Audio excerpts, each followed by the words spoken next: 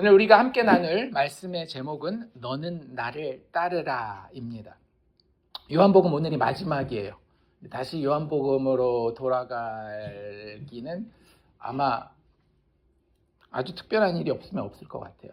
이제 이게 끝나고 나면 12월 달에는 저희가 이제 성탄절과 관련된 그런 설교들을 쭉 연말까지 하게 될 거고요.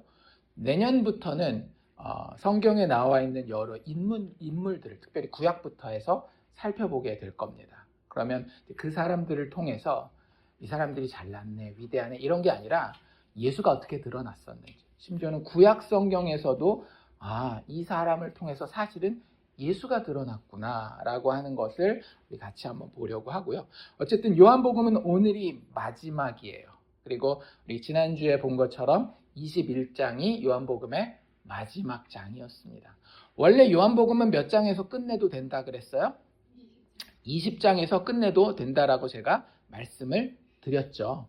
근데 이 20장 넘어 21장이 있는 이유는 다른 데 있다라고 말씀드렸어요. 이미 예수님이 죽으셨다가 다시 살아나셨고 부활하신 것을 제자들에게 보여주시기까지 했지만 아직 요한에게는 할 얘기가 남아있다 안 남아있다? 남아있는 거예요. 그리고 그 이야기를 이렇게 쭉 가져가면서 요한복음의 마무리가 되는 이 21장에 사도 요한은 화려한 기적에 대한 이야기를 기록하지 않았어요. 물론 기적 이야기가 나오죠. 물고기를 153마리 잡고 이런 거 기적으로 보면 기적일 수도 있어요. 하지만 막 엄청 화려하고 이런 거 아니잖아요. 안진뱅이를 일으키고 귀머거리에 귀를 들리게 하고 막 이런 거 없단 말이에요. 그냥 평범한 이야기예요. 그렇다고 막 오는 세대의 모든 역사의 사람들에게 감명을 줄 만한 위대한 가르침을 기록해 놓지도 않았어요. 그럼 요한복음 21장에는 뭐가 기록되어 있습니까?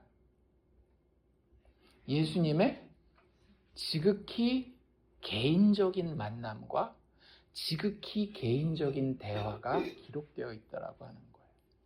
여러분들 신앙생활은 단체로 못합니다. 제가 눈을 쳐다보라고 하는 이유도 그것 때문에 그런 거예요. 사람들이, 특히 한국 사람들은요, 이 공동체라는 게 너무 강해가지고 내가 없는 경우가 되게 많이 있어요. 그냥 그냥 뭘 해도 다 우리인 거예요. 근데 절대 구원은 우리가 받지 못합니다.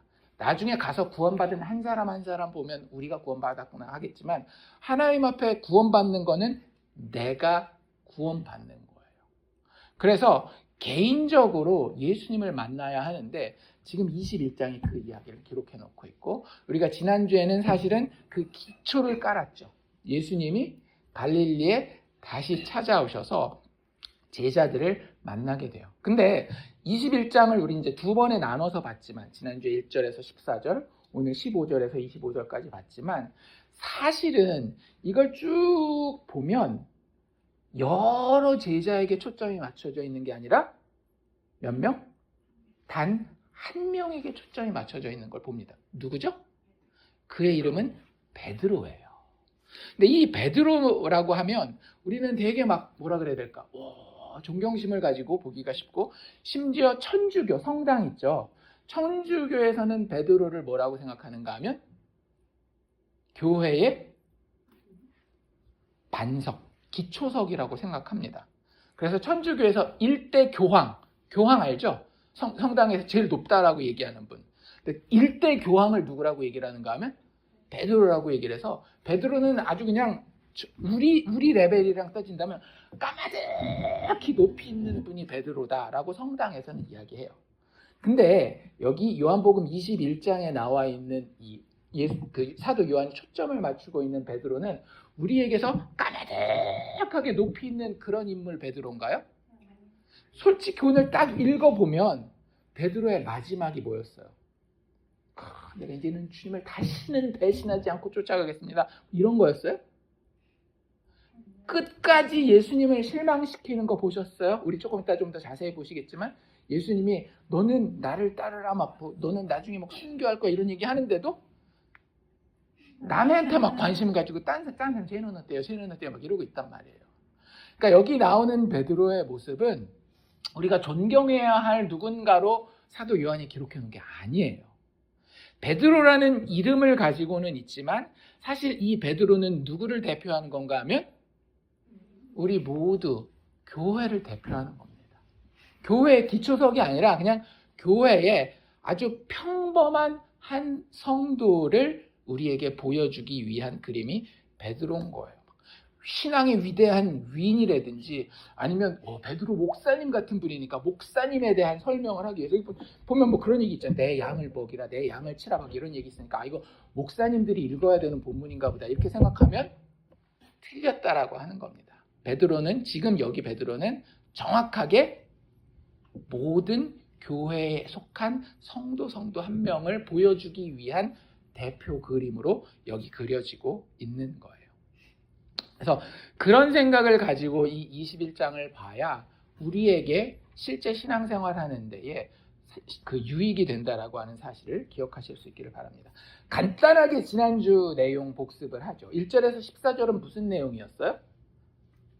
제자들이 지금 어디 있습니까? 바닷가, 동해 바다. 네, 어느 바닷가인지 기억나세요?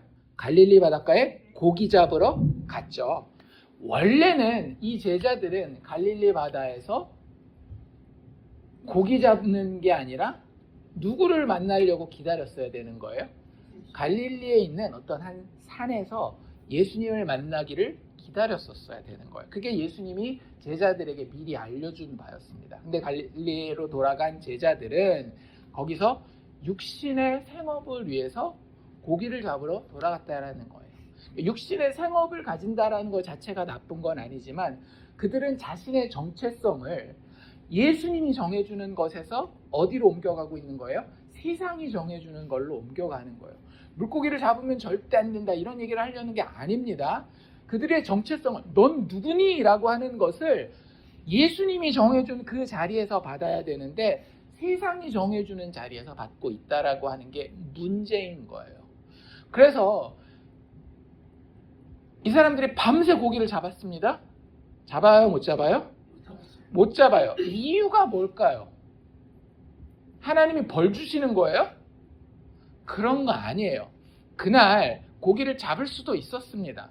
근데 하나님이 뭔가 그날만은 특별히 가르침을 주기 위해서 이런 상황을 만들어 내신 거예요. 우리의 인생도 똑같습니다. 우리의 인생에 어떤 일이 일어나잖아요. 그러면 그거 우리가 막 기뻐할 만한 일이건 아니면 참 힘들어할 만한 일이건 다 누가 우리의 삶을 이끌어 가시면서 만들어 놓는 거예요? 하나님이 우리의 삶에 뭔가 영적인 깨달음과 회복과 가르침과 성장을 위해서 우리의 삶에 주시는 거거든요. 근데 그날 밤에는 하나님이 고기가 하나도 잡히지 않도록 하셨어요. 뭘 가르쳐 주려고 하는 거예요? 너희들이 세상이 알려주는 정체성으로 살아가면 너희의 인생은 빈 그물과 똑같다라는 걸 알려주는 거예요.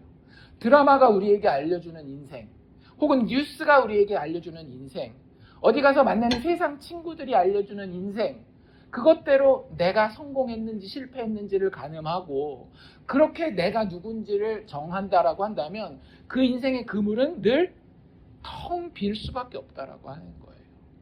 예수님은 우리를 부르시고 내가 너를 사람 낚는 업으로 아버지가 나를 보내신 것처럼 나도 너희를 보낸다라고 이 세상에 우리가 누구인지를 정해서 보내놓고 계시는데 우리는 여전히 세상의 정체성을 가지고 나아가게 될 때 이런 똑같은 운명을 맞이할 수밖에 없다라고 하는 거죠. 그때 누가 등장하셔요? 예수님이 등장하십니다. 뭘 보여주려고? 너희의 빈 그물은 누가 채운다? 예수님이 채우신다라고 하는 거예요.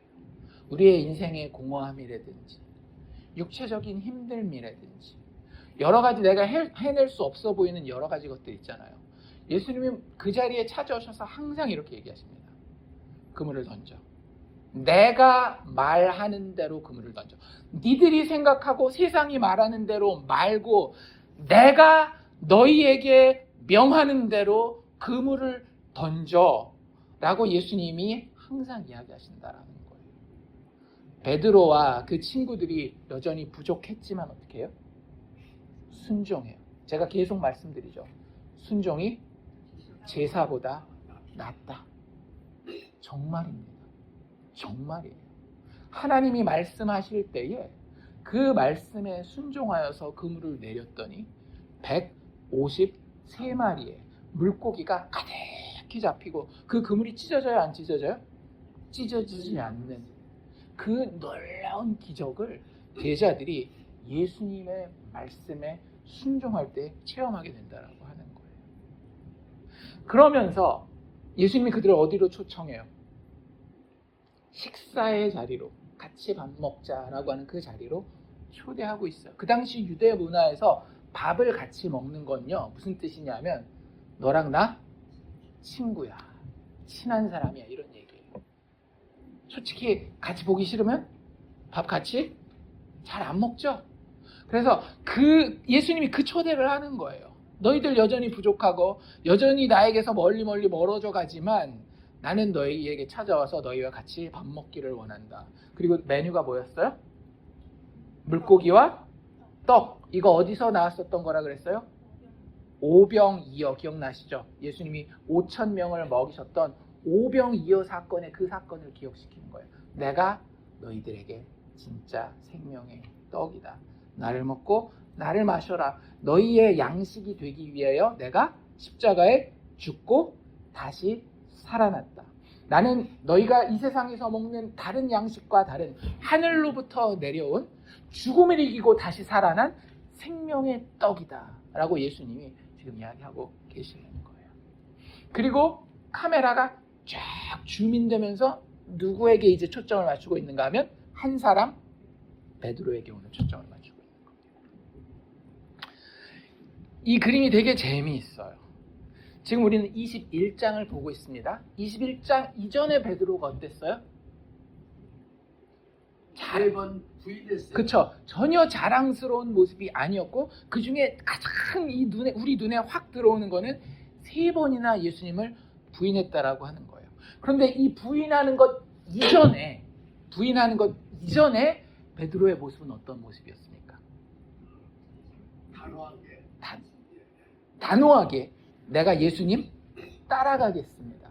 내가 내 목숨을 내놓는 한이 있더라도 내가 주님 따라가겠습니다 라고 얘기를 했어요.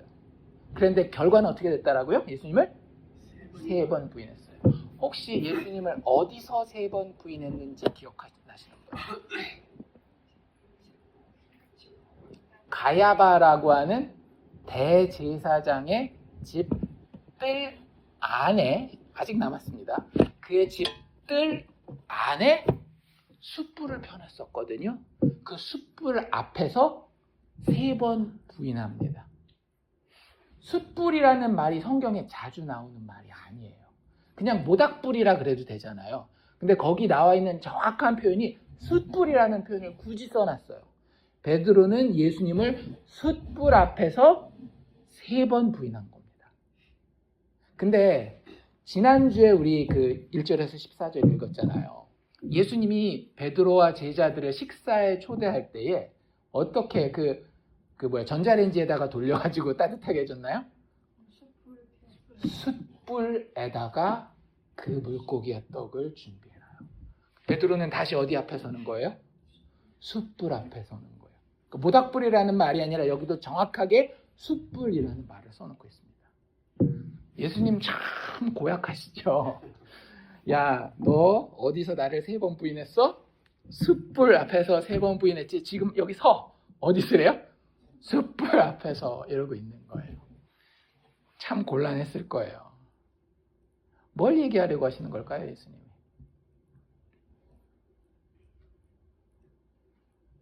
이게 진짜 너야. 베드로는 진짜 자기가 뭐라고 생각했어요? 용감한 장수 이런 걸로 생각하지 않았겠어요? 주군을 위해서는 목숨을 버릴 수 있는 용감한 장수라고 생각했는데 예수님은 베드로를 숯불 앞에 딱 불러놓고 이게 진짜 너야. 아무리 그렇게 다짐해도 넘어질 수밖에 없는 이게 진짜 너야. 예수님 말 안 하셔도 베드로 다 듣고 있는 거예요. 그래서 예레미야서 구약성경 가보면 17장 9절에 이런 이야기를 합니다. 예수님은 절대 우리의 행동을 보지 않으세요. 우리의 마음의 동기를 보시거든요. 근데 그게 어떤지 알고 계셔요. 뭐라고 알고 계시는가 하면 만물보다 거짓되고 심히 부패한 것은 뭘까요? 마음이다. 하나님 우리 마음을 다 알고 계시는데 우리 마음이 어떻다라고요? 세상의 어떤 만물보다, 이 만물에는 뭐도 포함되어 있는가 하면요, 쓰레기도 포함되어 있습니다. 우리 음식물 쓰레기 가끔 금요일 저녁 때 버리다가 열어보신 적 있으세요? 냄새 맡아보신 적 있으세요? 죽이죠. 진짜 죽입니다. 그 만물이 그것도 포함되는 거예요. 근데 그 만물보다도 더 거짓되고 심히 부패한 것이 뭐라고요? 우리네 마음이라고요. 제 마음이라고요. 그거 알고 계셨습니까? 예수 믿는 사람들은 이런 성경 말씀이 진짜 나한테 와서 콱콱 박혀야 되는 거예요. 그냥 내가 잘난 사람이고 교회에서 이 정도 존경받으면 됐지, 절대 이럴 수 없어요. 성경이 이렇게 이야기하고 있는데 진짜 예수 믿는 사람은요, 이런 말씀이 탁탁 올 때마다 마음에 팍팍 꽂히면서, 그래, 어쩜 하나님은 이렇게 내 마음을 잘 아실까? 내가 아무리 착한 행실을 해도 내 마음이 만물보다 거짓되고 심히 부패했는데, 그런 것이 내 마음이라 누가 능히 이를 알리오마는. 근데 그거 잘 알아요, 몰라요? 잘 모르죠. 왜? 잘 포장만 하면 목사님들은 항상 교회에서 어떤 사람들이에요? 착하고 거룩하고 존경받는 사람이잖아요. 근데 목사도 여기 포함된다, 안 된다? 다 됩니다. 제가 정확하게 말씀드릴 수 있어요. 제가 목사이기 때문에. 제가 제 마음을 알거든요. 제가 제 마음을 보면, 야, 내 마음이 참 거짓됐구나. 내 마음이 심히 부패됐구나. 제 주변의 동료 목사님들도 보면 그걸 말하는 분들도 있고 아닌 것처럼 막 포장하지만 그 사람이 행동하는 거 보면 참 저 사람 마음 부패했다. 이게 보이는 것들이 진짜 많이 있어요. 누가 능히 이를 알리오마는. 근데 그걸 알게 하시는 분이 있습니다. 누구예요? 예수님이에요. 성령의 역사를 통해서 우리에게 찾아오셔서 이야기를 합니다. 너 이렇게 마음이 부패했어. 베드로에게 지금 이야기하셨잖아요. 베드로는 나는 장수다. 주군을 배반하지 않는 용감한 장수다라고 자기 마음에 대해서 자기도 모르고 있을 때에 그를 너 이리 와 끄집어가지고 어디다 갖다 놨어요? 숯불 앞에 딱 갖다 놓죠. 생각 좀 해봐 임마. 생각 좀 해봐. 너 지금 어디 서 있어? 숯불 앞에. 숯불 앞에서 너 뭐 했어? 제가 3번이나 뵀군요 하면서 꼬리를 스르르 내리는, 자기가 드디어 자기 마음의 부패함을 알게 될 때에 그제서야 뭐 어떤 결론에 이르는가 하면, 제대로 생각이 박힌 사람이라고 한다면 나는 나에게도 남에게도 용서받을 수가 없는 자구나. 그런 생각 해보셨어요? 제가 알칸사에 있을 때 진짜 그 자식 때문에 참 뭐라 그래야 될까, 미안하고 죄스러운 마음을 가진 분이 한 분 있었어요. 그러니까 이분이 이제 국제 결혼을 하셨었거든요. 근데 영어를 잘 못하는 상태에서 국제 결혼을 해서 아들 2을 낳고, 쉽게 얘기하자면 미친 여자 취급을 받고 집에서 쫓겨나요. 그러니까 아들들을 자기 손으로 한 번도 키워보지 못한 거죠. 평생의 미안한 마음을 가지고 있습니다. 이분의 이런 것들이 처음에는 그 시댁이랑 이제 싸웠을 거 아니에요. 쫓겨나니까. 항상 그 사람들을 향한 원망으로만 이렇게 있었는데, 결국에는 어디 갈 데가 없어가지고 기도원으로 가서 거기서 예수님을 만나거든요. 예수님을 만나면서 나에게 문제가 있구나. 그걸 깨닫게 되는 거예요. 근데 그게 예수가 아니면은요, 나도 용서할 수 없고 남도 나를 용서할 수 없다라고 하는 걸 그때 깨닫는 겁니다. 우리도 그래야 되는 거예요. 어떤 무슨 기구한 사연이 있는 사람의 이야기가 아니라고 제가 말씀드리잖아요. 이 베드로는 누구 얘기라고요? 우리 얘기라고요. 교회에 있는 모든 사람이라면 내가 절대 남에게 용서받을 수 있는 자가 아니구나. 아버지로서, 어머니로서, 딸로서, 친구로서 내가 절대 용서받을 수 있는 자가 아니구나. 남도 나를 용서할 수 없고 나도 나를 용서할 수 없구나. 내가 어쩌자고 그때 그랬을까? 어쩌자고 그때 사탕 달라고 했을 때 사탕을 줬을까? 그때 바늘 도둑 됐을 때 왜 그걸 혼내지 못하고 그냥 했을까? 그거 용서할 수 있으세요? 저는 제가 완벽주의자라서 그런지 저는 그런 제가 자식들한테 잘못했고 실수했었고 이런 것들 기억하면요 용서가 안 돼요. 남도 용서를 못하고 나도 용서를 못하는 그 모습이 사실은 예수님이 우리에게 보여주시기 원하는 모습이라고 하는 거죠. 네가 어떤 놈인지 좀 봐라 라고 이야기하고 계시는 거예요. 근데 이게 베드로의 모습이라고 한다면요 이것과 아주 대조되는 모습이 그 반대편에 있습니다. 베드로와 함께 누가 등장해요? 예수님이 등장해요. 요한은 나중에 등장하지만 요한은 그렇게 중요하게 등장하지 않고 베드로의 이 어두운 모습과 대비되어서 정말로 희망적이고 빛 되시는 모습으로 누가 등장하는가 하면 예수님이 등장하고 있어요. 예수님은 이 땅에 오셔서 우리를 위해서 어떻게 하셔요? 십자가에 돌아가시죠. 우리를 위해서 우리의 마음을 다 알고 있는데도 우리를 위해서 십자가에서 돌아가셔요. 근데 그게 끝이 아니었죠. 어떻게 돼요? 부활하신단 말이에요. 약속하신 대로 죽음의 권세를 이기고 악한 마귀 어둠의 권세를 이기고 죄와 사망을 이기시고 다시 살아나셔요. 그런데 그것으로 끝난 게 아니라 나는 이렇게 능력이 대단하다가 아니라 그 사이에 베드로랑 제자들은 어떻게 했다라고요? 다 뿔뿔이 흩어져서 도망가고 부인하고 난리가 아니었잖아요. 그 제자들에게 예수님이 어떻게 하셨어요? 찾아오셨잖아요. 몇 번을? 3번을. 지금 3번째 찾아오시잖아요. 3이 무슨 숫자다? 완전 숫자다. 니들이 나를 완전히 버려서 완전히 용서받을 수 없는 그 자리에 있을 때 나는 완전히 니네를 찾아오겠다라는 거예요. 그게 예수님이 보여주시는 모습입니다. 베드로는 심지어는 부활하신 예수님을 2번이나 보고도 다시 세상으로, 그래서 빈 그물이라고 하는 실패를 체험하고 있을 때 예수님은 자기 자신을 보여주심으로 베드로가 예수님 딱 보자마자 어떻게 됐는지 혹시 기억나세요? 네. 그쵸. 고기 잡고 있다가 처음에는 사실은 물고기 하루 종일 밤새 못 잡았으니까 얼마나 어깨가 축 처져 있었겠어요. 근데 153마리 막 끌어올리면서 막 이러고 있다가 예수님을 딱 보는 순간 어떻게 한다라고? 옷을 막 탁 챙겨 입고 물로 확 뛰어들어서 예수님께 막 갖다 놨지. 어떤 모습이에요? 힘도 빠지고 절망적이고 막 이런 모습이에요? 아니죠. 약간 어떤 모습이에요? 이제 기운을 좀 차리고 힘이 좀 생기고 뭔가 인생에 대해서 해봐야 되겠다라는 열정이 불끈 올라오고 예수님을 향해서 내가 당신을 사랑합니다. 어떻게 해서든지. 그러니까 제자들 다 배 타고 있는데 자기 혼자 먼저 보려고 바다로 뛰어내리잖아요. 이런 모습으로 베드로를 바꾸는 건 뭐였는가 하면 예수님의 등장이었다라고 하는 거예요. 참 놀랍지 않습니까? 베드로가 변한 건 사실은 별로 없어요. 베드로는 다 거기서 거깁니다. 여전히. 근데 이 베드로라고 하는 어둠 앞에 누가 나타난 거예요? 빛이신 예수가 나타나니까.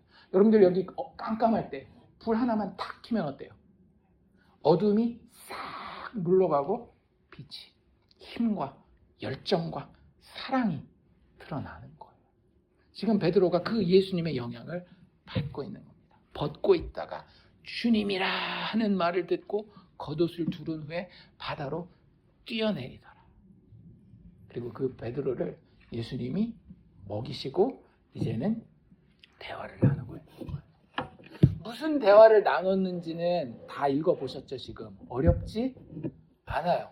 대화의 내용에 그 3번이나 똑같은 대화가 반복됐던 거 보셨죠?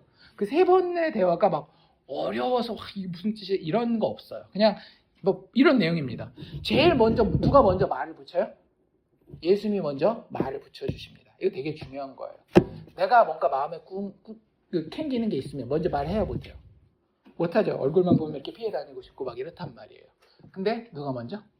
예수님이 먼저 말을 붙여주셔요. 그 질문하셔요. 뭐라고 질문하셔요? 네가 나 사랑하느냐 이렇게 물어봐요. 3번 다 똑같습니다. 그렇죠? 3번이나 예수님이 네가 나를 사랑하느냐라고 물어봐요. 무슨 예수님 도대체 무슨 생각으로 어떤 마음으로 베드로한테 이거 물어보는 걸까요? 네가 나를 사랑하느냐라고 하는 거. 궁금해서? 안 궁금해요? 그럼 결론을 알고 있으니까 베드로가 예수님을 사랑합니까? 안 합니까? 해요? 3번이나 부인했는데 마지막 부인할 때는 막 맹세하면서까지 내가 모른다라고 했는데 몰라서 물어보는 건 아니에요. 그럼 왜 물어봐요? 다 알고 있으면서 왜 물어보냐고요? 네? 생각나게 하기 위해서. 생각해보고 생각나게 하기 위해서. 뭐가 생각나게 하기를 원하셨을까요? 그렇죠. 맞아요. 부인한 거 생각나게 하기를 원하셨던 거예요. 예수님 몇 번 부인했어요? 3번 부인하니까. 몇 번 물어봐요? 3번 물어보죠. 예수님 참 고약하시다. 아니 좀 잊고 살려고 했는데 나의 얼마나 창피한 과거겠어요. 그렇죠? 베드로 그거 맨날 기억하면서 살고 싶었겠어요? 좀 잊어버리고 살고 싶었겠어요? 좀 잊어버리고 좀 살고 싶으면 좋겠는데 당사자가 나타나서 너 나 사랑해 라고 3번 물어보고 있는 거예요. 그러니까 사실은 어떤 소리로 들렸을까요? 베드로한테는 너 나 실망시켰잖아. 너 나 실망시켰잖아. 너 나 실망시켰잖아. 3번이나 자기가 부인했던 만큼 자신에게 그렇게 이야기하는 것처럼 들리세요. 왜 예수님이 그러실까요? 1번, 예수님 성격이 못돼 빠져서. 2번, 다른 이유가 있어서.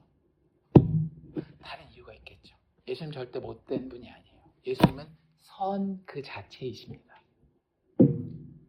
어떤 목사님이 이 부분을 설교하면서 예수님이 지금 하고 있는 작업을, 예수님이 지금 던지는 이 질문을 마치 무엇과 같다라고 이야기하시는가 하면 수술칼과 같다라고 해요.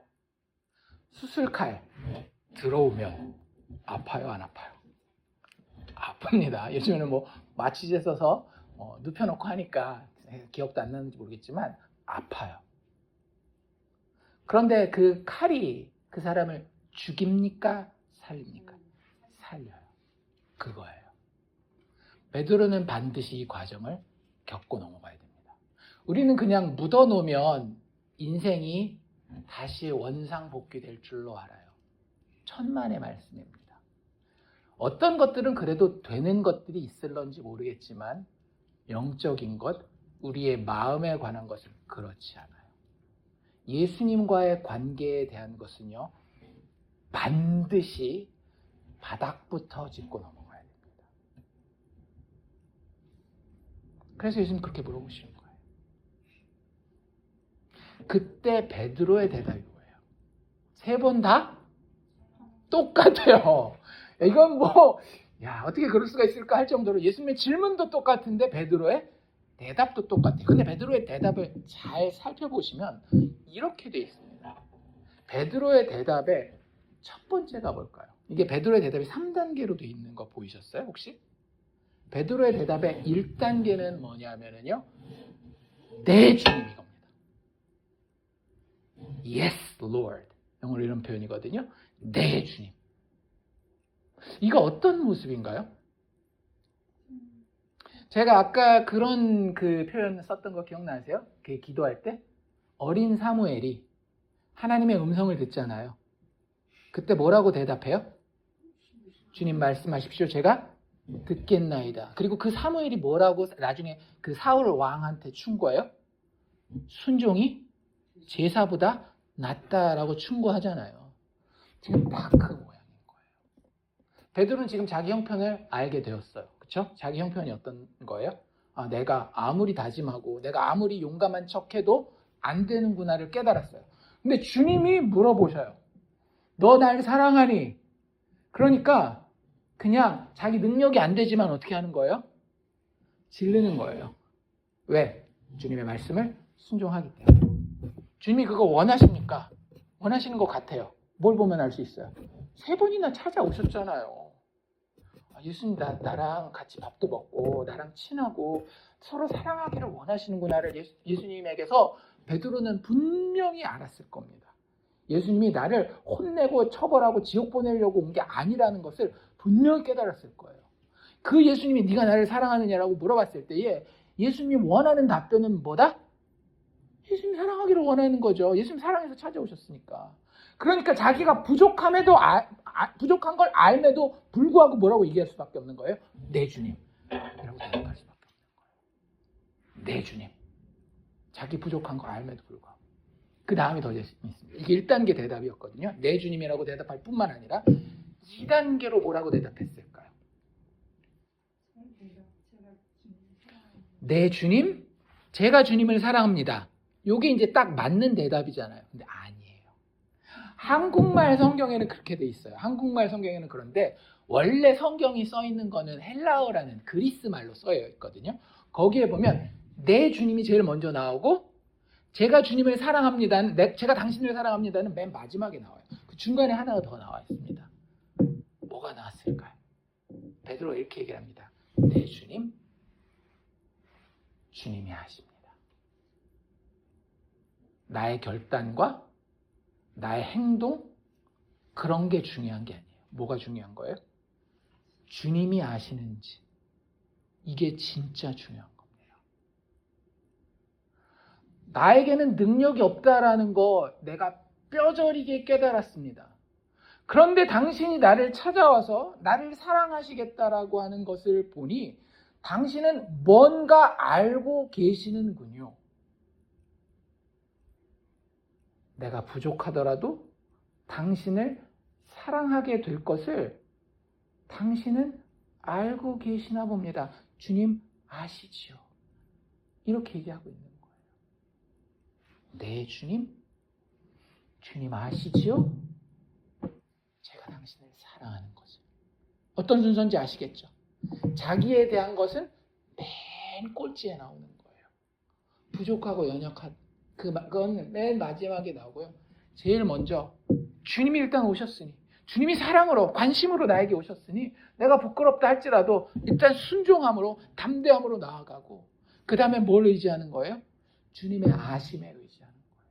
주님 저를 아시지 않습니까?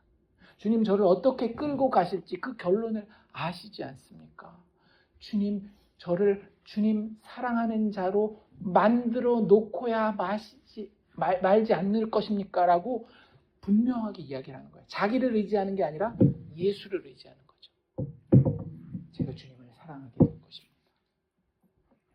저에게도 아무리 뭐라 그래도 아무리 부끄러워도 주님을 사랑할 수밖에 없는 무언가가 저에게 있는 것을 제가 느낍니다. 근데 그 모든 것은 당신에게서 온 것입니다. 라고 이야기를 합니다. 네가 나를 사랑하느냐? 네 주님, 주님이 아십니다. 제가 당신을 사랑하는 것을. 이게 주님과 베드로가 3번이나 주고받은 대화였어요. 그러니 결국에 예수님이 네가 나를 사랑하느냐라고 하는 그 질문은 너 나 실망시켰어? 그러니까 꺼져가 아니라 그런 의미도 담고 있긴 하지만 결국에는 무슨 얘기예요? 나는 너를 여전히, 이게 중요한 겁니다. 여전히 어땠음에도 불구하고 네가 나를 배반했음에도 불구하고 나는 너를 여전히 사랑한다, 사랑한다, 사랑한다. 몇 번이요? 3번. 나는 너를 완전히 사랑한다. 이 얘기를 하고 싶으신 거예요, 예수님. 거기에 베드로도 반응하고 있는 거예요.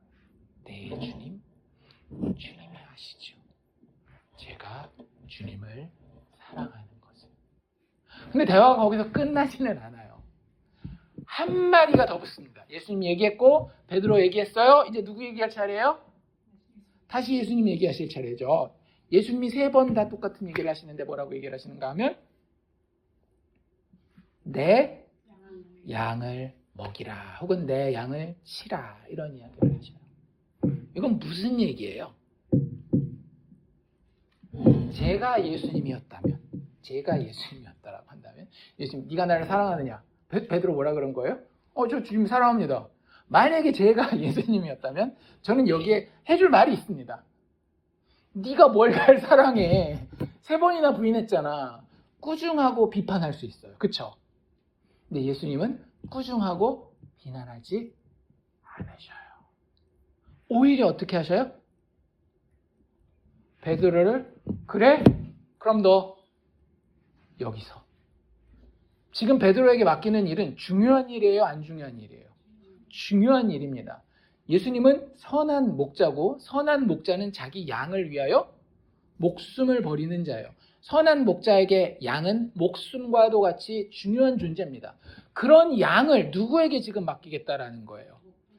베드로, 목자 되는, 자기가 세울 작은 목자 되는 베드로에게 맡기겠다라는 거예요. 중책을 맡기는 겁니까? 시잡지 않은 일을 맡기는 겁니까? 중책을 맡기는 거예요. 엄청 중요한 일을 맡기는 거예요. 누구에게? 자기를 3번이나 부인했던 그 베드로에게. 무슨 얘기예요? 베드로가 예수님이 자기를 사랑하느냐라고 물어봤을 때 내가 주님을 사랑합니다라고 얘기했을 때 예수님이 그 고백을 받아주셨다라는 거예요. 부족한 그 사랑 고백을 예수님이 그냥 받아주셨다라는 거예요. 꾸중하지 아니하고 비난하지 아니하고 그래 네가 나를 사랑해? 그러면 내가 목숨처럼 여기는 내 양을 맡아. 우리에게도 똑같이 얘기하고 있습니다. 우리 수요일날 오셨던 분들은 기억나시죠? 우리가 인생을 왜 사는 거라고요? 양친을 하고 사는 겁니다. 양이 있으십니까? 예수님이 맡겨주신 양이 있느냐라고요.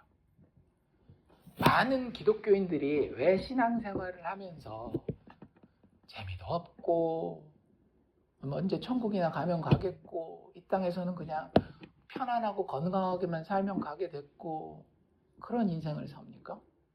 진짜 많은 교회 다니는 사람 그렇게 살거든요. 기껏해야 교회 다니는 사람들의 재미가 사업 잘 되는 재미, 자식 잘 되는 재미, 뭐 드라마 보는 재미 이러고 살아요. 왜 그런지 아십니까? 지킬 게 없어서 그래요. 하나님은 우리에게 지킬 것이 있기 때문에 이 땅에 남겨두신 겁니다. 에베소서에 보면 이런 이야기가 나와요. 결혼에 대한 이야기가 나오거든요. 남편들은 잘 들으십시오. 남편이 아내에게 목자 역할을 합니다. 그래서 남편 보고 그러니까 아내 보고는 남편한테 뭐라 그래요? 복종하라, 순종하라라고 이야기를 하고요. 남편 보고 뭐라 그래요? 아내를 내 몸과 같이 사랑하라라고 이야기하면서 거기 붙이는 말이 뭐냐면 예수님이 교회를 그 말씀으로 깨끗하고 흠이 없고 거룩하게 하신 것처럼 남편들도 아내들을 깨끗하고 흠이 없고 거룩한 아름다운 그리스도의 신부로 준비시키라고 이야기해요. 그러면 예수 믿는 남편들에게 아내는 뭡니까? 양이에요. 자기 양이 아니라 누구 양이에요? 예수님의 목숨과도 같은 양을 예수 믿는 남편들에게 맡겨놓은 겁니다. 그럼 남편들은 어떻게 해야 될까요? 양을 쳐야죠. 리더가 돼서 잘 조심스럽게 이끌고 또 어떻게 해야 돼요? 먹여야죠. 여기 얘기했잖아요. 내 양을 치라. 내 양을 먹이라. 뭘로 먹여요? 말씀으로 먹여야죠. 제가 아는 친구가 젊은 친구예요. 수아주와 또래보다 조금 나이가 있는 한 두세 살? 그 정도 나이가 좀 더 먹은 친구가 달라스에 있거든요. 여자아이였어요. 그 아이가 굉장히 일찍 결혼을 하거든요. 근데 그 결혼하는 것을 자기 결혼하는 과정을 인터넷에다가 이렇게 올려서 이렇게 다른 사람한테 얘기를 하는데 그 자기 신랑 될 사람에 대해서 이렇게 얘기를 하더라고요. 나는 이 남자를 만나서 참 하나님께 감사합니다. 내가 늘 이 세상을 살아갈 때에 하나님의 말씀에 대해서 기억하게 하고 같이 그 말씀을 나에게 나눠주는 이 남편을 내가 갖게 된 것에 대해서 나는 참 감사합니다 라고 하는 상당히 어린 나이였어요. 그 당시에 뭐 거의 대학교도 졸업할까 말까 하는 그 정도 나이였거든요. 그러니까 그런 남편을 만나게 된 것에 대해서 아내가 감사하더라고요. 근데 그런 감사를 받으려면 남편은 어떻게 해야 되는 거예요? 예수님을 닮은 목자가 돼야죠. 그리고 그 양을 그냥 밖에 나가서 돈만 벌어다 주는 게 아니라 어떻게 해야 되는 거예요? 말씀으로 양육해야 되는 거예요. 어머니들은 어때야 됩니까? 어머니에게는 양이 맡겨졌어요? 안 맡겨졌어요? 맡겨졌습니다. 아셔야 됩니다. 어머니에게는 어떤 양들이 맡겨졌어요? 자식들이라고 하는 양이 맡겨지지 않았나요? 왜 맡겼을까요? 좋은 학교 보내라고? 맛있는 거 먹이라고? 아니에요. 그건 내가 죽어서 애가 고아원 가도 정부에서 다 알아서 합니다. 어쩌면 내가 하는 것보다 더 좋은 거 그 어떤 집에 양자로 들어가서 더 잘할 수도 있을지 몰라요. 괜히 내가 나도 능력도 안 되는데 가난하게 키우는 걸 수도 있어요. 근데 그럼에도 불구하고 하나님이 나한테 내 자식을 맡겨놓은 건 양삼을 하는 거예요. 양을 먹이라고요. 뭘로 먹여요? 예수로, 말씀으로 먹이라고요. 교회 다녀라 말씀이에요? 아니에요? 아닙니다. 제발 좀 아세요. 이제는 좀 눈치채셔야 돼요. 내가 너를 위해서 기도한다. 먹이는 거예요? 안 먹이는 거예요? 안 먹이는 거예요. 그냥 포장지만 보여주는 거예요. 여기 라면 맛있는 봉지 있다? 아니라고요. 진짜 그 입에다가 영양식을 넣어줘야 될 거 아니에요. 예수 그리스도가 죽고 다시 살아나셨어. 그가 구원받을지 못 받을지는 나에게 달려있지 않아요. 예수님이 구원하셔요. 그런데 그럼에도 불구하고 나에게 맡겨 놓았다라고 한다면 나의 임무는 뭐라고 하는 거예요? 그 양을 먹이고 치는 거예요. 이끌고 가는 거예요. 종교적인 행위로가 아니라 진짜 생명의 양식으로. 우리 인생을 예수님은 그렇게 회복시키시기를 원합니다. 내가 나를 사랑하느냐? 네, 주님 아시죠? 제가 당신을 사랑하는 것을. 나의 양을 먹이라. 그럼 결혼 안 하고 가정이 없는 사람들은 양이 없습니까? 그렇지 않아요. 우리는 서로에게, 제가 심지어 목사라 할지라도 여러분들이 정말 예수 믿는 사람이라고 한다면 우리는 서로에게 양이요 동시에 목자입니다. 제가 여러분들에게 예수님에 대해서 이야기하기도 하지만 저도 누군가가 진짜 만난 예수님을 저에게 이야기하면 은혜를 받아요. 정말 은혜를 받습니다. 이런 거는 은혜 안 받아요. 제가 집을 팔아서 교회 헌금해서 저희 교회가 건축했습니다. 눈 하나 깜짝하지 않습니다. 정 목사는. 근데 아무것도 세상에서 자랑할 수 없는 분이 제가 어제 찬양하는 가운데에 그리스도의 십자가를 다시 한번 바라보면서 그분이 나를 품으시는 것을 체험했습니다. 감격과 기쁨의 눈물이 흘러나오는 것을 멈출 수가 없었습니다. 그 이야기 들으면은요, 제가 은혜 받아요. 그분이 주님의 목자가 되어서 주님의 양인 저를 먹이신 거예요. 무슨 얘기인지 아시겠어요? 교회는 그런 겁니다. 성도라고 하는 존재는 그런 존재예요. 제가 정확하게 장례식 할 수 있는 분들 알려드릴게요. 어떤 분들일까요? 제가 그분에게서 예수 먹은 분들은 제가 편안하게 목사로서 장례식 할 수 있습니다. 왜? 나는 그분을 통해서 예수를 먹어봤으니까. 그게 예수님이 베드로를 대하는 태도십니다. 나는 너를 사랑할 뿐만 아니라 너를 자랑스럽게 여긴다는 거예요. 자기가 자랑스럽게 여기지 않는 자를 자기의 중요한 일에 같이 둬요, 안 둬요? 두지 않아요. 예수님은 그 부끄러운 베드로를 사랑하셨을 뿐만 아니라 자랑스럽게 여기셨다. 몇 번이나? 3번이나. 비록 실패했지만 아직도 예수에 대한 애정과 열심을 가지고 있는 이 베드로에게 너만으로는 부족하다라고 이야기하면서 그러한 너를 내가 여전히 받고 있다. 내가 너를 정말 사랑한다. 내가 너를 정말 자랑스럽게 여긴다라고 이야기하고 계시는 거예요. 3번의 반복을 통해서 예수님은 베드로를 완전한 회복 가운데로, 완전한 사랑 가운데로 초대하는 거예요. 베드로가 눈치를 채요, 못 채요? 눈치채요. 17절에 보면 이렇게 나와 있죠. 세 번째 이르시되 요한의 아들 시몬아 네가 나를 사랑하느냐 하시니, 그때는 베드로가 바로 답합니까 못합니까? 바로 답을 못해요. 뭐라 그래요? 주께서 세 번째 내가 나를 사랑하느냐 하심으로 베드로가 뭐 했대요? 근심했더라. 이게 무슨 근심일까요? 좋은 근심, 나쁜 근심? 나쁜 것이. 좋은 근심이에요. 고린도 후서 7장 10절 제가 읽어드릴게요. 사도 바울이 근심에 대한 이야기를 합니다. 원래는 성경의 많은 부분에서 근심은 나쁜 걸로 나와요. 왜요? 우리가 염려하지 말고 하나님을 신뢰해야 되니까. 그런데 아주 특별한 좋은 근심이 한 가지 있습니다. 사도 바울이 뭐라 그러는지 잘 들어보십시오. 고린도후서 7장 10절인데요. 하나님의 뜻대로 하는 근심은, 어떤 근심이 있대요?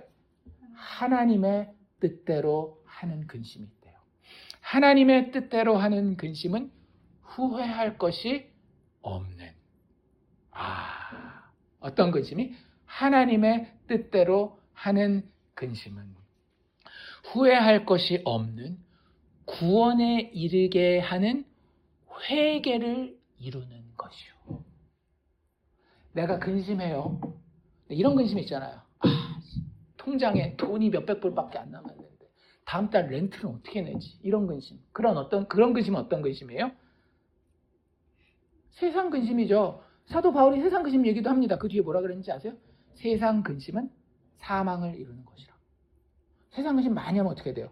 주부식이 흰머리가 막 나고, 흰머리가 난다라는 건 내 세포가 점점 죽어간다라는 거예요. 세상 근심은 사망을 이루는 것이지만 하나님의 뜻대로 하는 근심이 있대요. 그 근심은 어떻게 한대요? 후회가 없는 근심이고 우리를 구원에 이르게 하는 회개 가운데에 던져놓는다라고 하는 거예요. 근심하십시오. 어떤 근심이요? 회개하게 하는 근심. 내가 이렇게 정말로 위선적인 사람이었구나. 내가 이렇게 하나님 앞에 열심을 내지 못하는 사람이었구나. 나 참 괜찮다라고 생각했는데 예수님이 수술칼을 가지고 와서 딱 열어보니까 암덩어리가 그냥 바글바글한 사람이었구나. 영적인 암덩어리가 내 안에 이렇게 또아리를 틀고 있었구나. 근심하십시오. 그러면 그 근심은 어떻게 한다라고요? 우리를 회개하게 하고, 그 회개는 우리를 어디에 이르게 해요? 구원에 이르게 한다라고 하는 거예요. 예수 그리스도의 십자가는요, 그 죽음과 부활은요, 그리고 그 성령 안에서 우리를 찾아오신 그 예수님은요, 우리로 죄를 깨달아 회개하고 그 은혜 가운데에 용서받게 하신다라고 하는 겁니다. 그래서 마지막 베드로의 대답은 약간 달랐어요. 베드로가 뭐라고 대답하는지 잘 들어보십시오.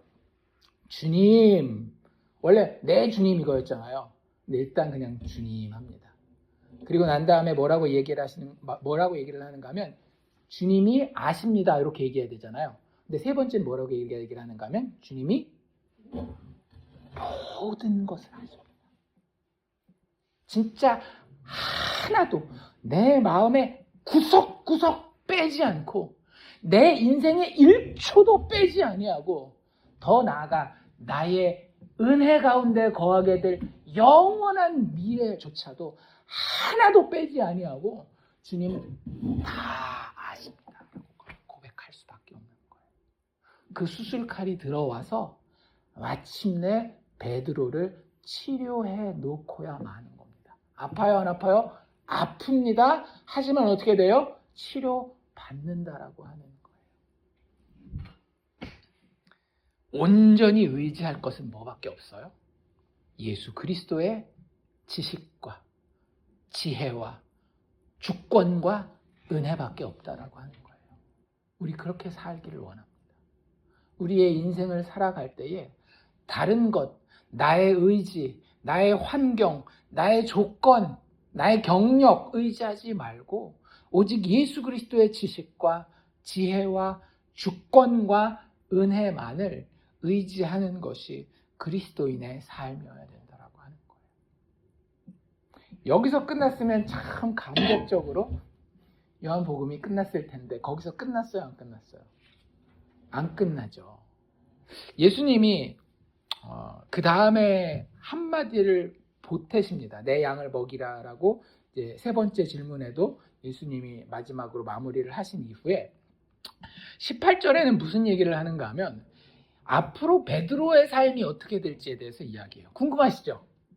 앞으로 나의 삶이 어떻게 될지 안 궁금하십니까? 1년 후에 10년 후에 뭐 어떻게 내 인생이 될까 되게 궁금하단 말이에요. 근데 베드로한테는 그 얘기를 해주셨어요. 뭐라고 얘기하셔요? 내가 진실로 진실로 내게 이르노니 네가 젊어서는 스스로 띠띠고 원하는 것으로 다녔거니와 늙어서는 너의 팔을 벌리리니 남이 너에게 띠띠우고 원하지 않은 곳으로 내리가리라. 이게 뭔 뜻인지 좀 어렵죠. 그래서 요한이 설명해 놨습니다. 19절에 뭐라고 얘기를 하냐면 이 말씀을 하시면 베드로가 어떠한 죽음으로 하나님께 영광을 돌릴 것을 가리키시더라. 베드로가 인생을 어떻게 살다가 어떻게 죽을지에 대해서 예수님이 예고하신 거예요. 베드로가 이전에는 어떻게 살았대요? 예수님을 만나기 전에는 어떻게 살았대요? 스스로 띠띠고 뭐 이게 어렵잖아요. 좀 쉬운 번역, 쉬운 성경이라고 있거든요. 거긴 이렇게 번역이 되어 있어요. 스스로 옷을 차려입고 원하는 곳에 마음대로 다녔다. 이게 딱 우리 그 인생 아닙니까? 스스로 내가 원하는 거 딱 차려입고 옷 차려입고 내가 원하는 곳으로 마음대로 다니잖아요. 얼마나 좋아요. 여기 뭐 북한도 아니고 내가 원하는 대로 이사도 갈 수도 있고 걸어 다닐 수도 있고 뭐 다 할 수 있잖아요. 근데 그게 언제까지의 삶이라는 거예요? 젊었을 때, 즉 예수 만나기 이전의 삶이라고 하는 거예요. 부활 예수를 만나서 그에게 사랑의 고백을 하고 그의 사랑을 확신하게 된 자들의 삶은 근데 그렇다 안 그렇다? 그렇지 않다라는 거예요. 어떤 삶을 사는데요? 네. 일단 팔을 벌리는 삶을 산대요. 팔을 벌린다라는 게 무슨 뜻이에요? 십자가. 예수님도 제자들에게 뭐라 그랬어요? 너희가 나를 따르려거든 자기 십자가를 지고 나를 따를 것이다. 예수님 베드로는 십자가를 거꾸로 지죠. 그 얘기 이제 좀 이따 할 겁니다.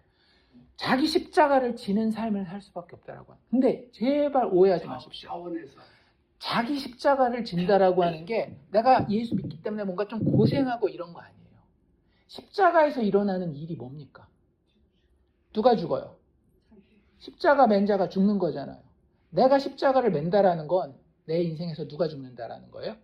내가 죽는다라는 거예요. 이걸 조금 고급스러운 말로 바꾸면 자기가 부인되는, 자기 부인의 삶을 사는 거예요. 내가 자랑할 것들 되게 많죠.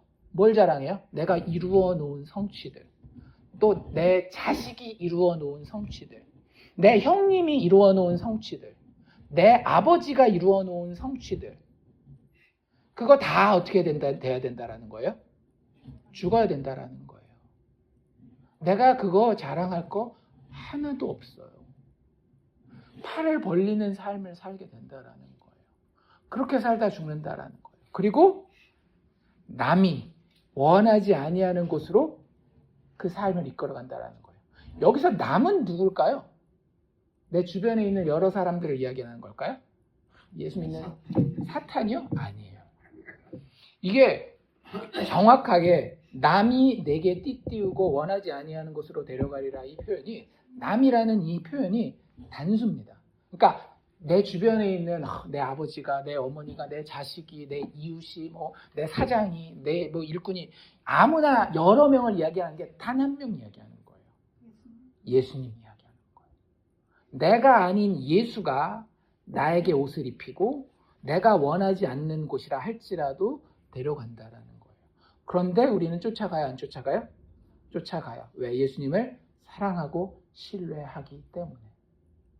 그게 그리스도인의 삶이라고 하는 거예요. 우리를 뉴욕에 살게 하실지, 달라스에 살게 하실지, 한국에 살게 하실지 늘 물어보면서 그냥 내가 원해서가 아니라 주님이 이끌고 가시기에 좋은 집에서 방 여러 개 놓고 살게 하실지, 단칸방에서 살게 하실지, 아니면 심지어 집이 없어서 홈리스로 길거리에서 살게 하실지, 그건 누가 정하는 거예요? 그리스도인의 삶은? 주님이 정하시는 거예요. 주님이 분명히 끌고 가시겠다라고 이야기하시고 있고요. 너희는 순종함으로 쫓아오라고 이야기를 하는 겁니다. 이렇게 물어보십시오. 에베소서 5장 17절에 사도 바울이 성도들에게 이런 충고를 해요.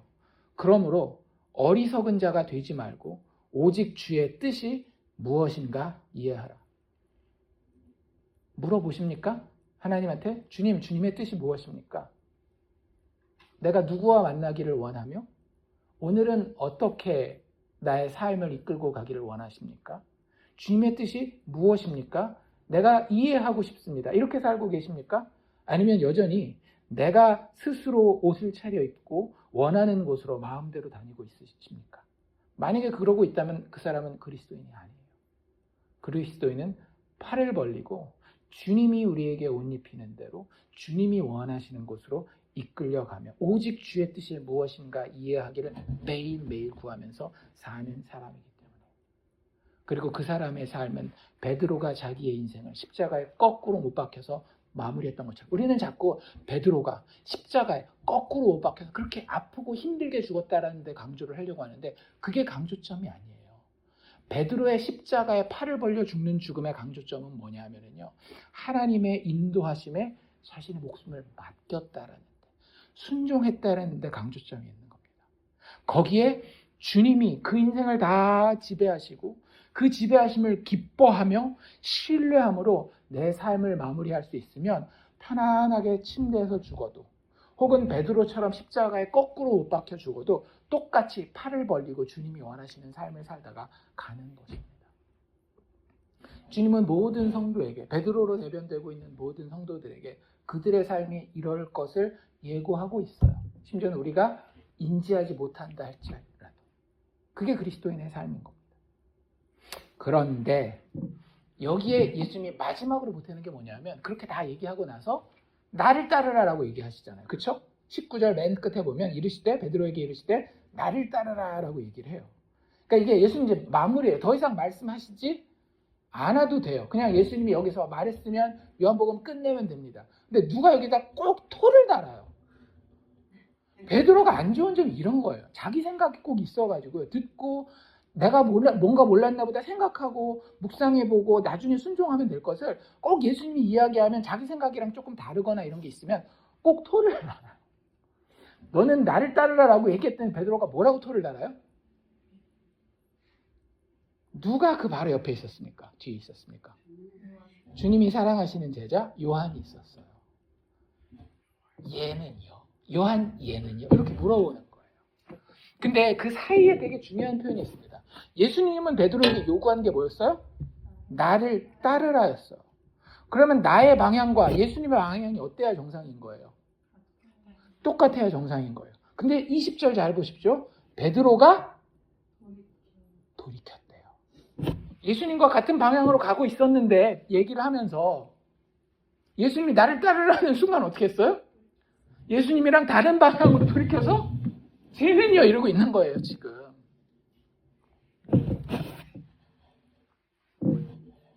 여전히 부족하죠. 여러분들 교회 다니는 성도, 신자, 그리스도인은 완전한 사람이 아닙니다.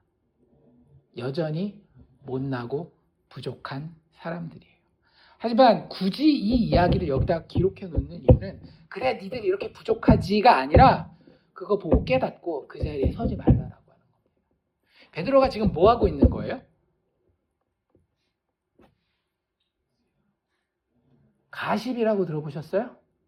다른 사람 이야기하고 있는 거예요. 쟤네 뭐 결혼했는데 이혼했대 뭐 이런 얘기들 많이 하잖아요. 교회에서도. 야, 뭐 지난번에 저 사람 11조 안 하더니 이번에 사업이 망했대 막 이런 얘기들 많이 하잖아요. 안 하세요? 저는 많이 듣는데 교회에서 예수님 얘기보다는 맨날 딴 사람 얘기 야, 저 사람 뭐 40일 작정 기도하더니 사업이 잘 됐대 막 이런 다른 사람 이야기 막 잘 됐건 못 됐건 엄청 하던데. 지금 여기서 베드로가 하고 있는 건 뭐냐면 다른 사람에 대해서 평가하고 있고요. 다른 사람과 경쟁하고 있는 거예요. 여러분들 그러지 마십시오. 예수 믿는 사람은요. 되게 좋은 표현이 있거든요. 신 앞에 선 단독자입니다. 신 앞에 선 단독자. 다른 사람이랑 비교하고 다른 사람이랑 평가하고 다른 사람이랑 경쟁하지 말고 나만 누구 앞에 서면 돼요? 예수 앞에 서면 돼요. 그런 생각 해보셨습니까? 저는 가끔 해요. 정 목사가 엄청 건강하진 않아요. 오늘도 아침에 일어났는데 계속 귀가 뒤에 있는 데가 멍해가지고 소리가 잘 안 들리더라고요. 내일 죽을 수도 있습니다. 그렇죠? 그 다음을 한번 생각해 보시고 장례식 이런 거 다 떠나요. 다음 주 주일 예배 어떻게 할 겁니까? 다음 주 주일 예배? 전 자신이 없어요. 저희 교회 놓고. 제가 한국 갔을 때 어땠어요? 예배 드리러 가신다 그래 놓고 안 드리고 그냥 집에 처박히시잖아요. 우리 유튜브로 예배 드렸습니다. 유튜브로 예배 드리는 건 아니에요. 그건 예배 아니에요. 목사 없으면 교회는 망합니까? 저 목사가 목회를 잘해서 교회가 성장했대. 저 목사는 목회를 못해가지고 막 교회가 막 문을 닫으려고 그러고 헌금도 얼마 안 나온대. 그 베드로가 하는 짓이랑 똑같은 짓이에요. 쟤는요? 예수님 뭐라 그러셨어요? 저 목사가 양치게 해라 그랬어요? 네가 내 양을 쳐라 라고 예수님 이야기하셨잖아요. 정 목사가 쓰러졌어요. 그러면 장진순 장로가 일어나서 설교하고 기도하고 찬양 이끌고 해야 될 거 아니에요. 남자가 한 명도 없으면 여자가 일어나서 찬양 인도하고 기도하고 내가 깨달은 내가 만난 예수 이야기해야 될 거 아니냐라고요. 왜 쟤는요 하고 있어요. 제가 하고 싶은 얘기 더 해볼까요? 주일날 찬양 몰라가지고 주일날도 버벅버벅거리시죠? 제가 그거 배려하기 위해서 수요 예배 때 일부러 이거 찬양 복습하는 미리 예습하는 거 아시죠? 그리고 그거 지금은 포기했어요. 솔직히 말해서. 근데 한때는 그 카톡방에다가 링크 올려놨던 것도 아시죠? 왜 그랬는지 아세요? 연습 좀 하시라고.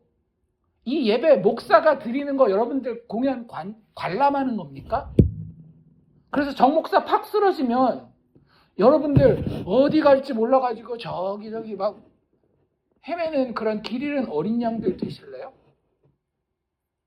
물론 예수 먼저 믿으십시오. 안 믿는데 뭐 종교 행위는 내가 막 책임지고 할 때 이런 거 아니에요. 근데 예수를 믿는다라고 한다면 그리고 내가 이 예배를 하나님 앞에 드린다라고 한다면 가장 좋은 것으로 드려야 되지 않겠어요? 여러분들 보고 가수 되라는 얘기 아니에요. 여러분들 보고 신학자가 되라는 이야기가 아니에요. 근데 생각해보세요. 말라기의 그 말씀 기억 안 나십니까? 니들이 하나님 앞에 드리는 거 가지고 세상에 잘난 관료들한테, 대통령한테, 혹은 마을 사또에게 드려봐라. 도대체 무슨 일이 벌어지겠나? 우리가 드리는 이 예배를 가지고, 예배라는 말 빼고 이런 공연을 준비해서 세상에 높은 사람한테 드린다라고 해보십시오. 드릴 수 있습니까? 심지어는 유치원 발표회도 그 유치원 선생님들이 준비할 때 학부모들 와서 본다라고 몇 날 며칠을 몇 개월씩을 준비해가지고 무대 위에다가 올리지 않느냐라고요. 근데 오늘 찬양은 어땠어? 저 찬양팀이 오늘은 좀 교만한데 조금 눈에 거슬려 옷 입은 게 이러고만 있지 않나요?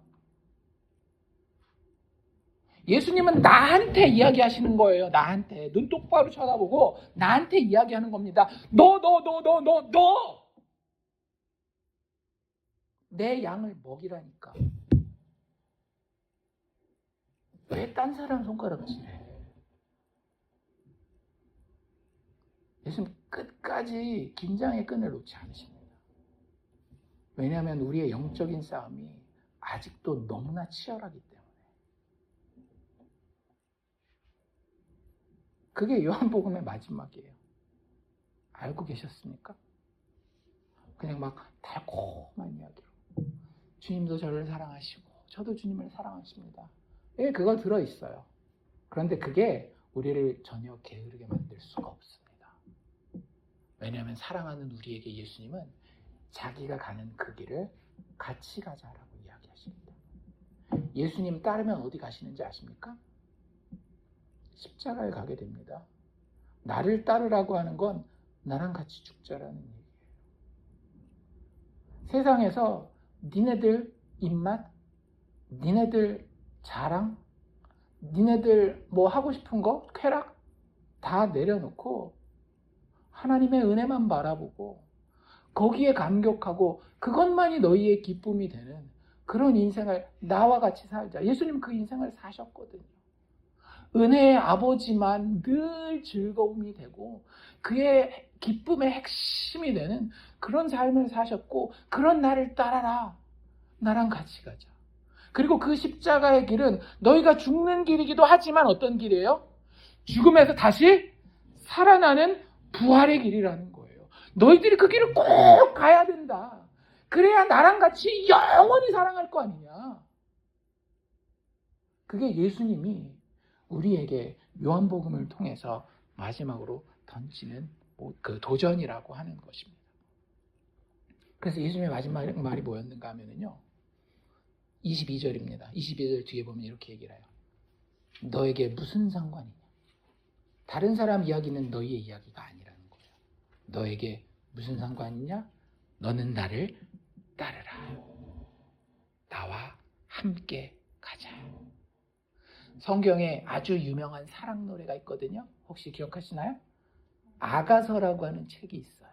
솔로몬 왕과 술람미 여인의 아름다운 사랑 이야기에 이렇게 참 가슴 뛰는 표현이 나옵니다. 뭐라고 나오는가 하면 그 왕이 그 신랑 되는 자가 신부 되는 자에게 이렇게 얘기해요. 나의 사랑하는 자가 내게 말하여 이르기를 나의 사랑, 나의 어여쁜 자야, 일어나서 함께 가자. 예수님 그 초대하고 계시는 거예요. 내가 너를 사랑하는 것은 확실해. 의심하지 않아도 돼. 실패한 너를 내가 3번이나 찾아왔잖아. 내가 너를 사랑한다, 사랑한다, 사랑한다. 그러니 이제 사랑하는 우리, 나의 사랑하는 자요, 나의 어여쁜 자요, 일어나서 함께 가자. 너는 나를 따르라 라고 이야기하고 있습니다. 그리고 요한이 마지막으로 이 모든 것을 기록하니 이 모든 것을 증언한 자가 바로 나다. 내가 예수에게 이 사랑을 받았고 예수가 살기 원하는 그 삶을 주님의 은혜 가운데에 지금까지 살아왔으며 내가 곧 내 인생을 마무리할 텐데 그 주님은 여전히 나를 이렇게 부르고 계신다라고 이야기하고 있는 거예요. 우리가 아는 예수는 어떤 분이십니까? 우리를 사랑하신 예수.